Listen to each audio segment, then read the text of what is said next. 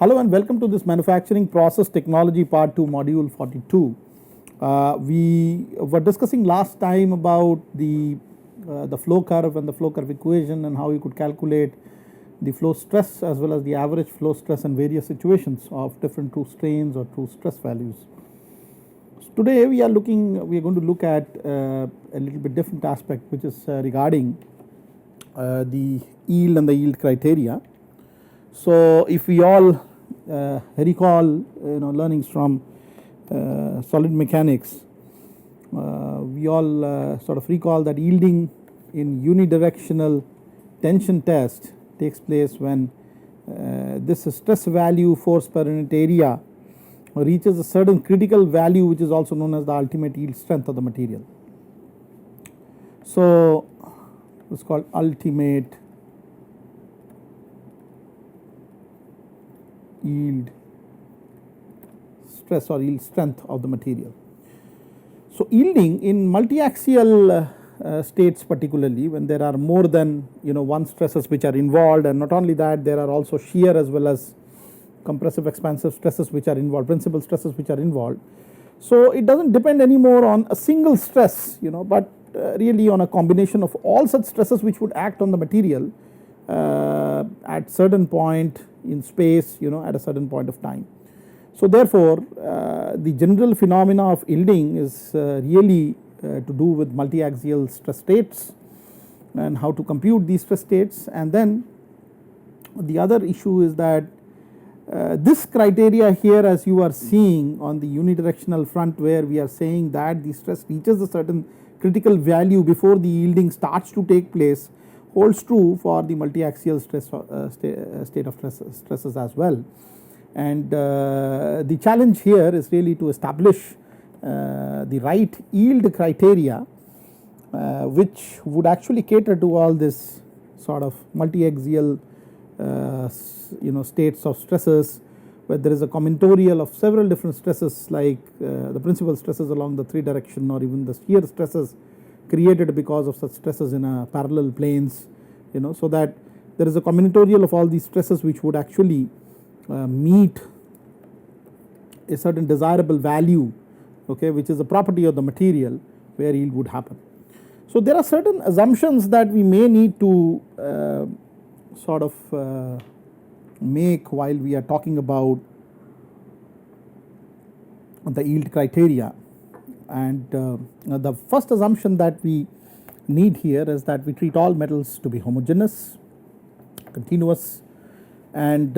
having same properties in all directions. So this material property is also known as isotropic. That means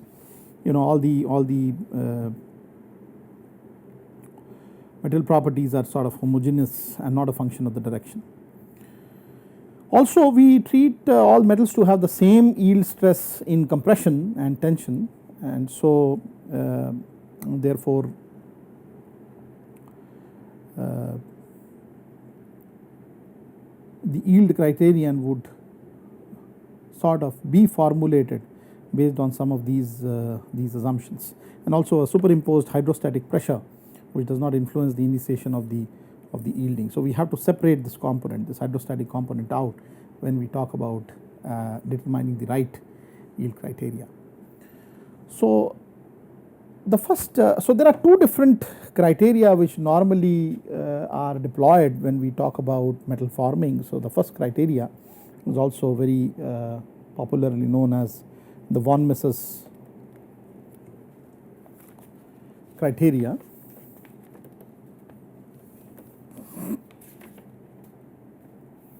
This was a yield criterion proposed back in 1913.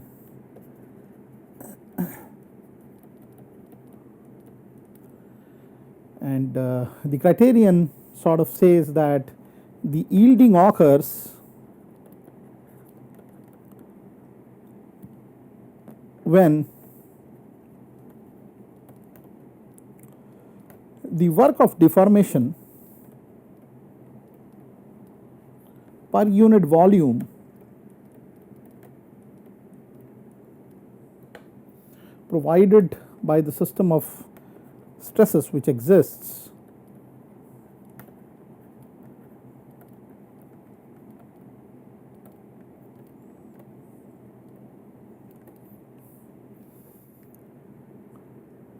exceeds the critical value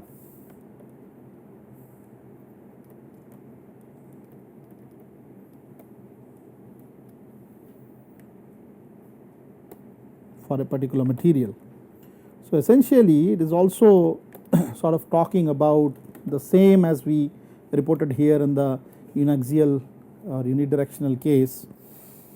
Here also there is a critical value over and above which the yielding would start to happen. The only issue is how to resolve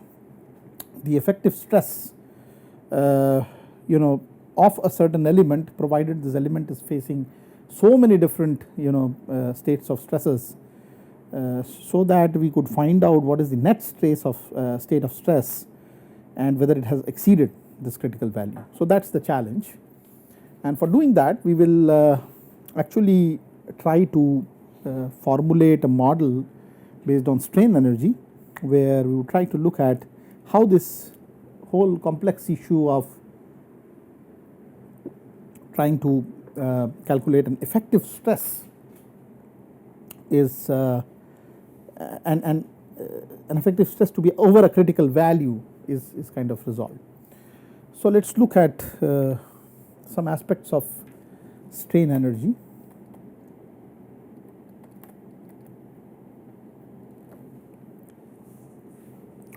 We know that when a force is applied to a solid, it deforms, and we can say that the work is done on the solid, which is proportional to the force on one side and also the deformation,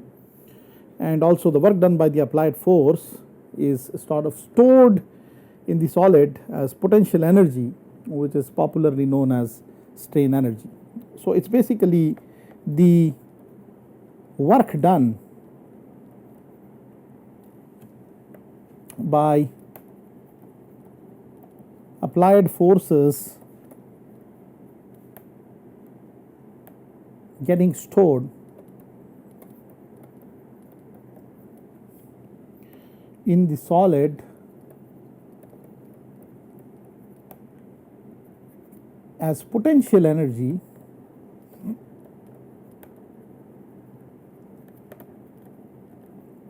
which can be described as strain energy.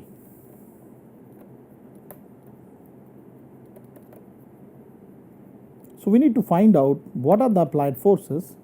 and we also need to find out what is the work done by these applied forces. So we know that the strain energy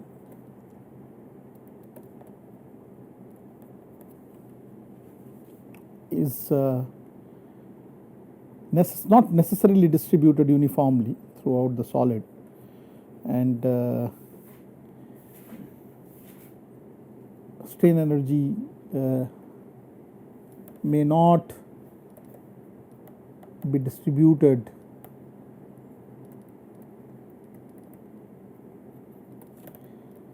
uniformly across the solid, and we can define the strain energy density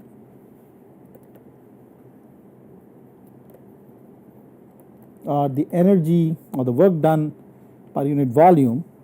by looking at area under the curve, the stress strain curve particularly. So this right here represents the stress strain curve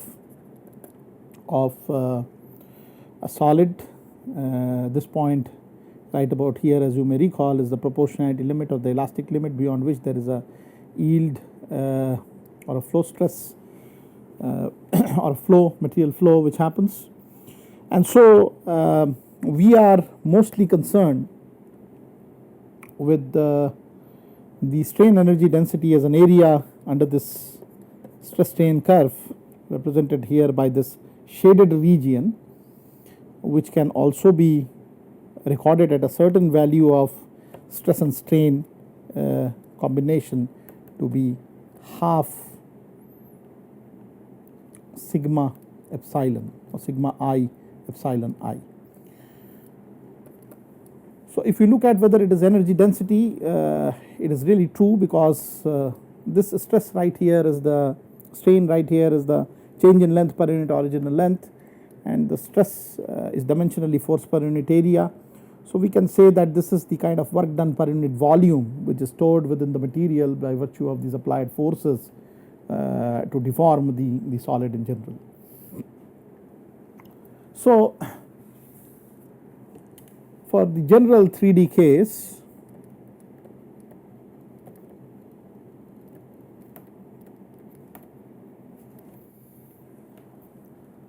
this strain energy density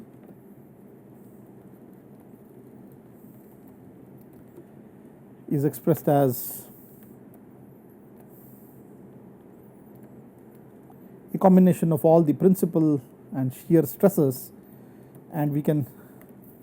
simplify this into more like an algebraic expression by looking at half times of the energy in the x direction plus energy in the y direction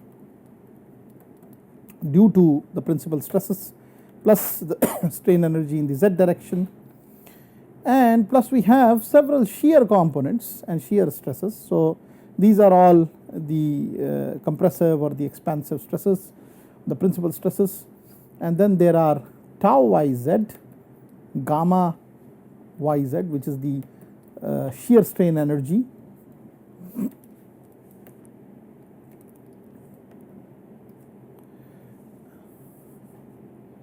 plus tau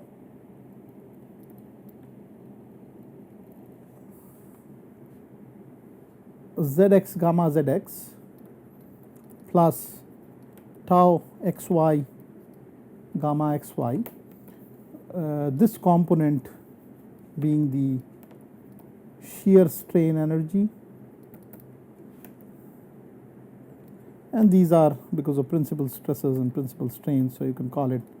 principal strain energy or longitudinal strain energy, and that's how you can write the overall strain energy density equation. If the material is elastic, then the strain energy can be completely recovered by unloading the body. So if we are flying in this particular region, the moment the forces are eliminated and the stress comes back to 0, the state of stress comes back to 0, the material recovers back all the way to the initial length, okay, and there is no as such strain which is recorded. However, as I have repeatedly told in the last lecture as well, when it crosses the elastic limit, this luxury is no longer available, and there is a material flow which would happen, which causes the material to sort of expand, and there is a permanent set or a permanent deformation, and it's the energy which is stored within the body of which we have concern, or of which we are wanting to sort of find out how to calculate that energy per unit volume of the body in question. So we can simplify this expression further by considering a coordinate system that is parallel to the, let's say, only this principal stress direction. So let's consider a coordinate system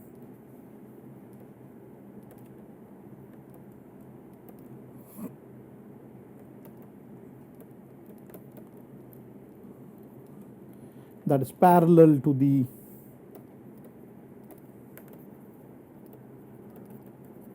principal stress direction, and in this coordinate system the coordinates are defined in a manner so there are no shear strains or shear components. So let's assume 0 shear components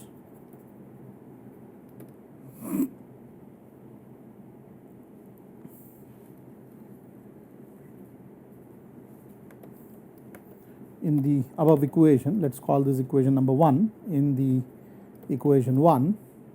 So we get the strain energy density to be simply the summation of all the principal stress strain products in all the 3 different directions. So we have sigma x epsilon x, sigma y epsilon y, plus sigma z epsilon z,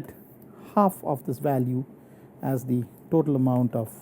strain energy density in such a case, recorded within the system. Now we can play around with this a little more, because we know that this strain in the x direction is not only a function of the sigma x, but also in some way related to how much is sigma y and how much is sigma z, and they are finally related with each other with respect to the Poisson's ratio.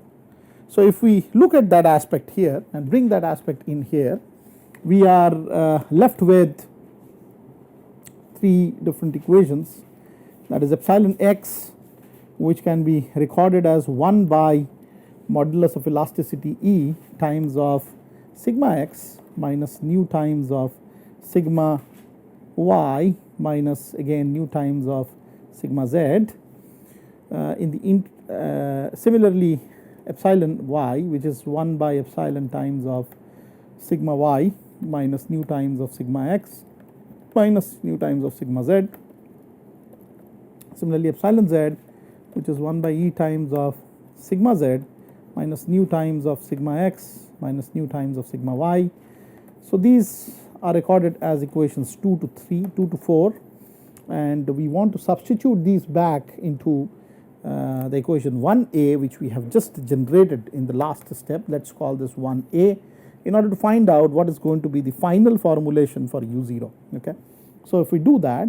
we are left with u0 equals half of sigma x times of again I can take this value here, 1 by epsilon times of sigma x minus nu sigma y minus nu sigma z, plus sigma y times of 1 by epsilon times of sigma y minus nu sigma x minus nu sigma z, plus again sigma z 1 by epsilon times of sigma z minus nu sigma x minus nu sigma y, so on and so forth. And finally, the expression which comes out in the overall is basically u0 equals half of, or 1 by 2e times of sigma x square plus sigma y square plus sigma z square minus twice of nu times of sigma x sigma y plus sigma y sigma z plus sigma z sigma x, so on and so forth. So let's call this equation 5. So we have now finally obtained, in the case of zero shear or only the principal stresses, we have been able to, in a coordinate system that is parallel to only the principal stress directions, of able to obtain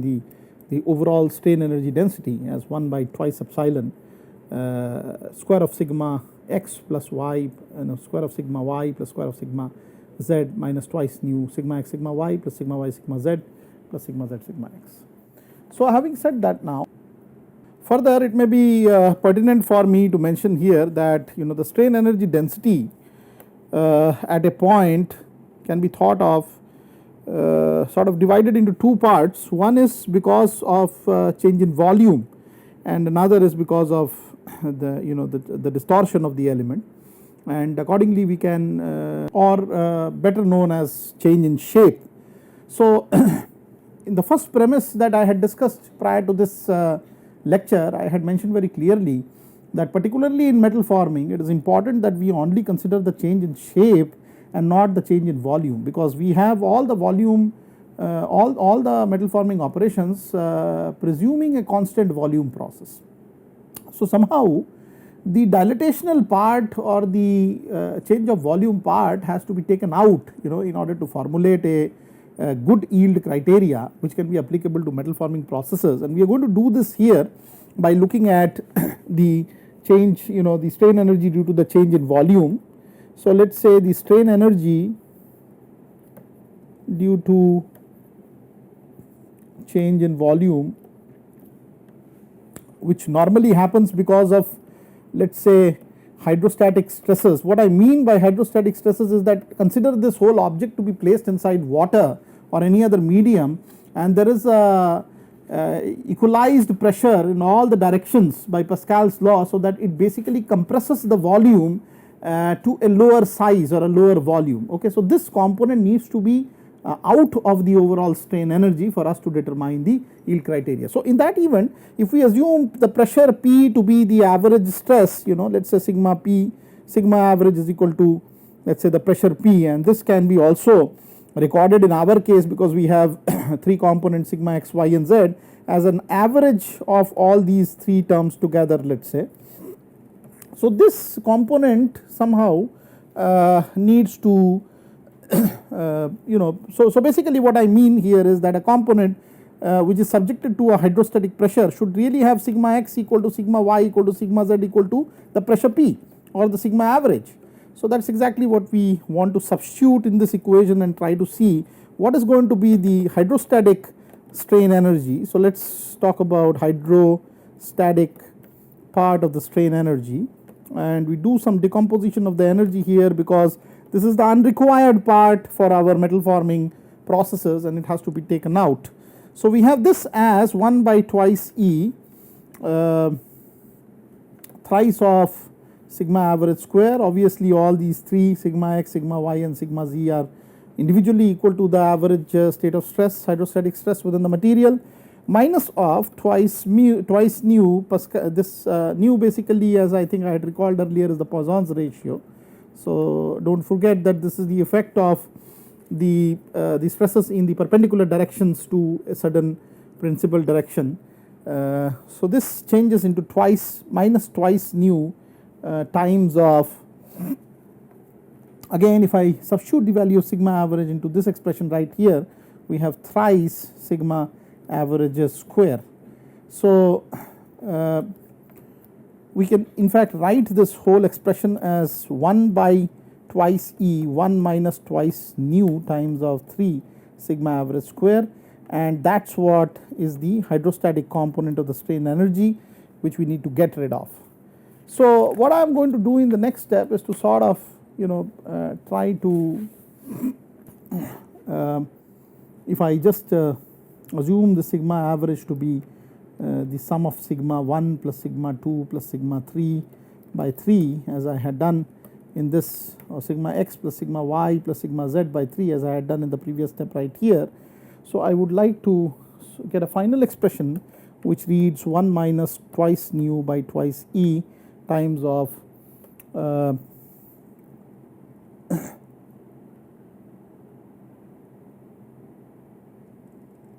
you have 3 times of sigma x plus sigma y plus sigma z whole divided by 3 whole square. So in other words, we are left with 1 minus twice nu by 6 E times of sigma x square, sigma y square plus sigma z square plus twice sigma x sigma y plus twice sigma y sigma z plus twice sigma z sigma s x. So that is how I get the hydrostatic strain energy caused by the uniform hydrostatic stress. And now we will like to calculate a slightly different value, which is the distortional strain energy. And as we know that earlier also we had decomposed the system into either a dilatational component or a distortional component. So in this particular case also, if the overall energy that had been reported earlier U was provided by the expression 1 by twice E times of sigma x square plus sigma y square plus sigma z square minus twice nu times of sigma x sigma y plus sigma y sigma z plus sigma z sigma x, and we have also calculated UH to be equal to, or the hydrostatic strain energy to be equal to 1 minus twice nu divided by 6E times of component sigma x square plus sigma y square plus sigma z square plus twice sigma x sigma y plus sigma y sigma z plus sigma z sigma x. So definitely the total distortional strain energy, which we also know as UD here, let us say, would come out to be in this particular case U minus UH, because there is no other form of strain energy. Either it can be hydrostatic, or either it can be uniform, which corresponds to a volume change, or it can be because of constant volume but a change in shape, which is actually our criteria for the metal forming operation. So the distortion strain energy here now can be just a difference between these two equations right about here, and I can write this down in a more better manner as 1 by twice E times of sigma x square plus sigma y square plus sigma z square plus twice nu times of sigma x sigma y plus sigma y sigma z plus sigma z sigma x minus of 1 minus twice nu by 6 times of E sigma x square plus sigma y square plus sigma z square plus twice sigma x sigma y plus sigma y sigma z plus sigma z sigma x respectively. And if I wanted to find out really what is going to be the value of this particular expression right here, I can formulate step by step and calculate algebraically. I have, you know, the total expression written down as 1 over 6E times of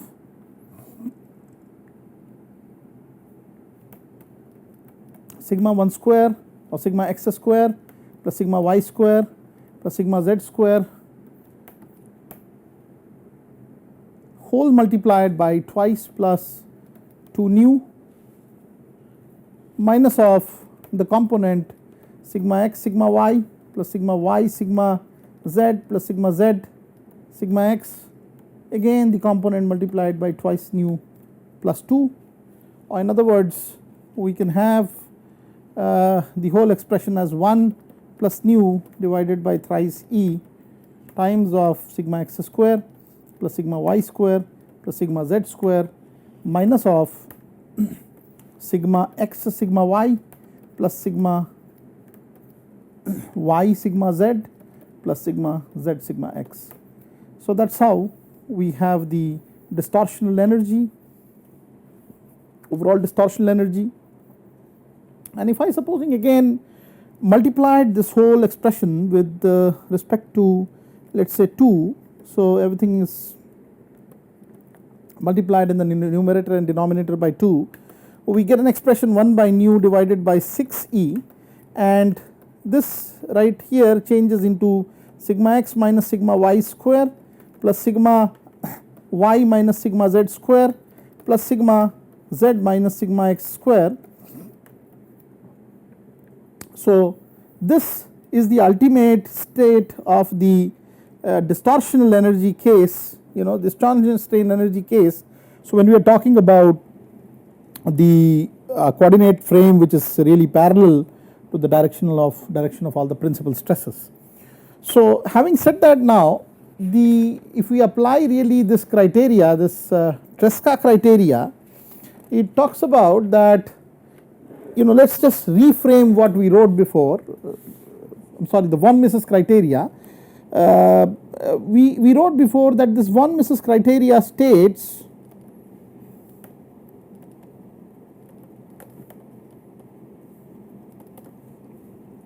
that yielding occurs when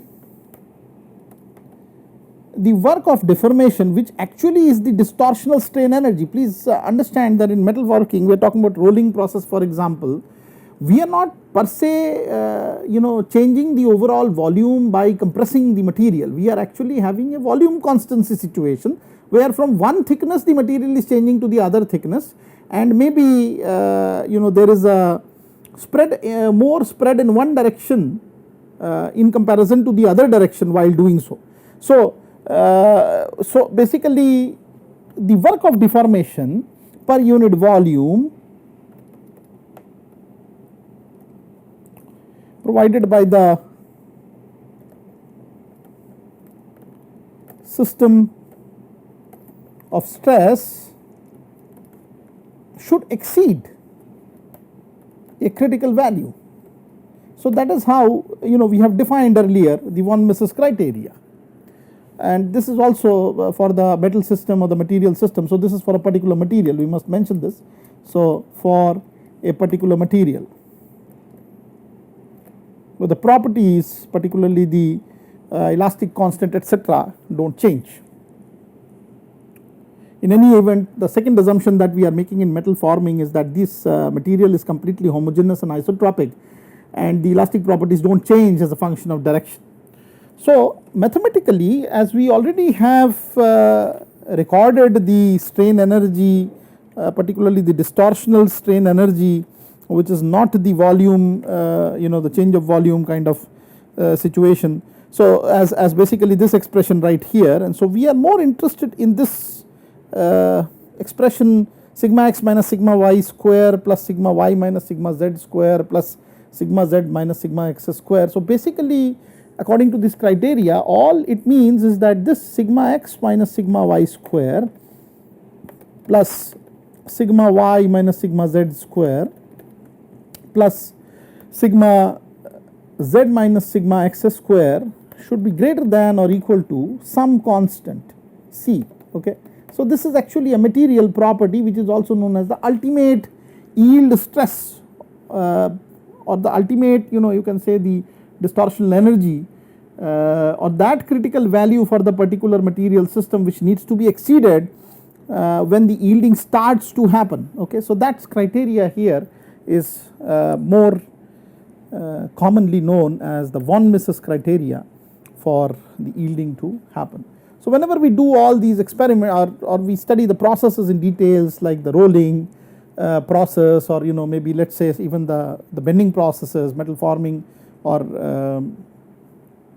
the sheet metal forming kind of processes, we will actually try to apply this criteria for determining what is going to be the power which is needed for flowing the material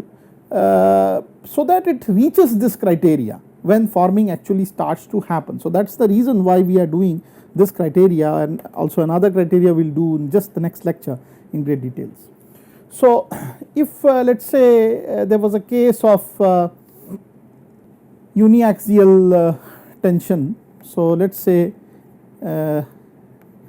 in case of uniaxial tension, when we are just concerned with the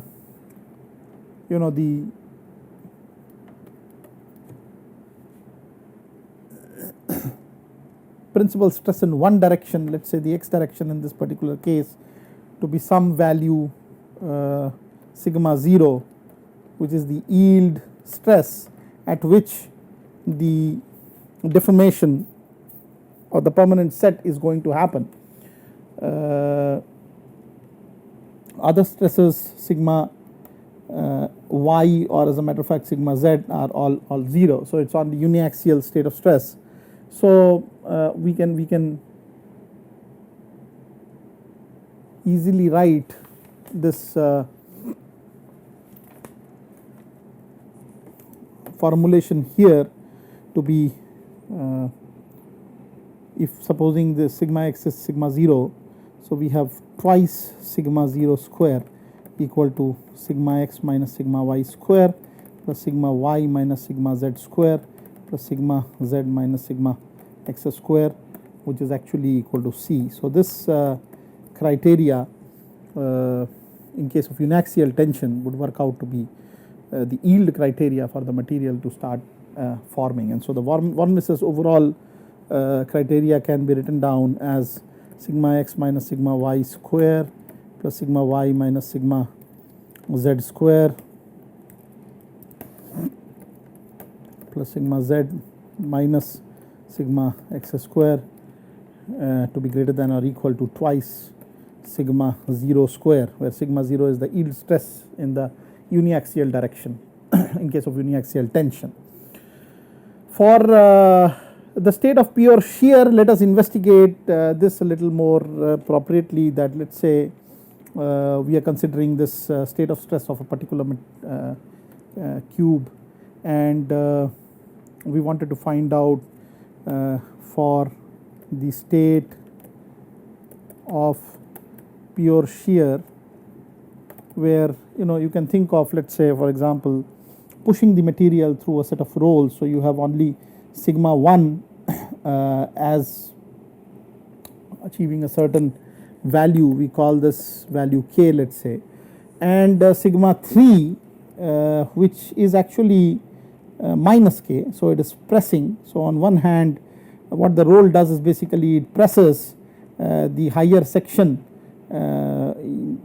by the roll pressure, while the friction kind of pulls it ahead, pulls the metal ahead, so it applies stress sigma 1. So if we assume this sigma 3 to be minus k and relatively very less force in the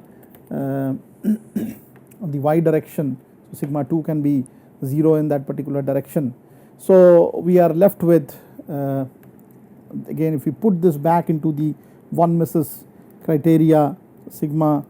x minus sigma y square plus sigma y minus sigma z square plus sigma z minus sigma x square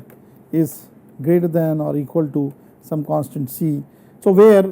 this is sigma x, this is sigma z, and this is sigma y, sigma 2 is sigma y. So we are left with, so this c is actually twice sigma 0 square from the earlier step, and we are left with 6k square becomes equal to twice sigma 0 square, or k can be recorded as sigma 0 by square root of 3. So this sigma 0 is the you can say the ultimate yield strength of the material or ultimate yield stress of the material, particularly what happens in a uniaxial tension case, which can be recorded, and using this all formulation, we see that the yield criteria becomes that the k value should be equal to sigma 0 by root of 3 in case of the state of pure shear. So there are many interpretations how you can apply the von Mises stresses to a case of uniaxial tension or again state of pure shear, and then try to correlate. We will look at more details when we do actually the forming metal forming modeling, particularly for individual processes like rolling, etc. Generally there are two sort of observations that I would like to share here. One is that the von Mises criteria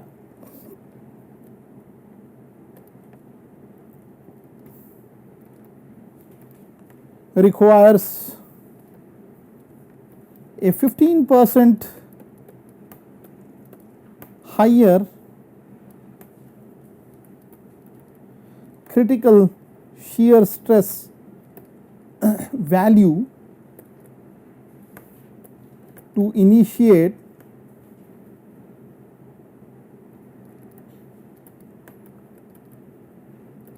yielding